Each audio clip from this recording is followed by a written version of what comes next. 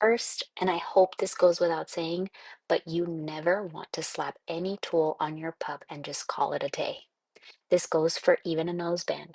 Your pup needs to get used to any new tool and learn its meaning, both of which take time. There's also the relationship piece. The foundation of any work with your pup starts with relationship, and you should have at least a solid start on this work before adding any new tools to the mix. Now, with the noseband specifically, you're taking a lot of control away from your pup because of the way it sits on their muzzle and neck.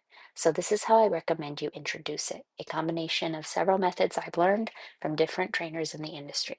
And again, relationship first, then tools. You don't want to put your face close to your pup's face if you do not have the relationship with them. You don't want to get low and close to them, putting yourself in a vulnerable position if you do not have the relationship. So be mindful and wait. Don't use this method until you've established the relationship required to feel safer getting close to your pup's face. Also, know your pup. Will they need extra support throughout this process, or will they take to it? Are they more responsive to physical affection as reinforcement or food as reinforcement?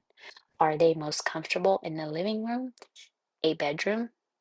Get any supports they need. So, the very first time you place the noseband on, and maybe even the first few times, depending on your dog, you want to be in a comfortable space inside your home with the least number of distractions. So, all your pup feels is the tool and can process the tool, and nothing else is adding pressure, excitement, anxiety, etc. All you're doing is noting how your pup takes to it right now. Is your pup accepting or resisting it? Pay attention to physical cues and tension. You can be in this position or this position or this position, depending on your relationship with your pup.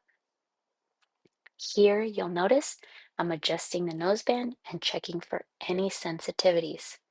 If my pup is food motivated or is responsive to food, I might give them a few pieces of food here while I've first got that noseband on.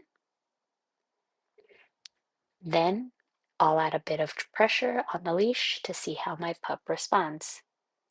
Again, if all is going well, I might give a few pieces of food or a few pets, depending on who my pup is. Then I'll stand and just see how my pup is responding without any pressure while I'm standing.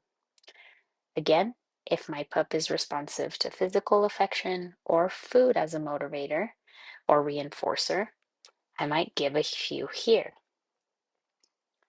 Then I'll add some pressure and release. Check how they're doing. Some more pressure and release. Check how they're doing. Again, giving food if necessary, or giving pets if necessary. After a few reps, no more than 5, I'll stop here, remove the noseband, and massage the areas the noseband was touching, muzzle and nose, so that my pup feels some appreciation and receives some reinforcement too. You might also give some treats here. I'll repeat the above step at least 3 days in a row, if not longer, again, depending how my pup is taking to it. Now, if your pup is totally fighting it, scratching at their face or wiggling around, pause, let the moment pass, and restart the process.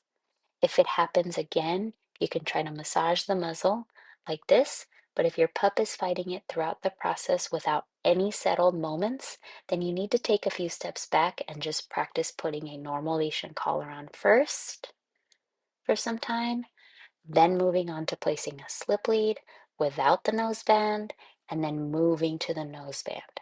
I would also recommend working on your relationship with your pup too, which is all your interactions throughout the day. How are those going? And is your pup listening to you and responsive to you?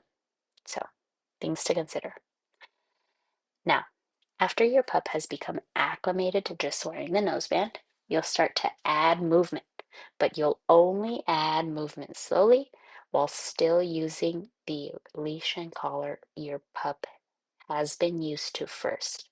This means you'll be holding 2 leashes, but only in the beginning, The noseband leash will be held loosely so as to not apply any pressure, while the original leash and collar will be held more closely and be the only tool used to communicate with your pup for the first few days.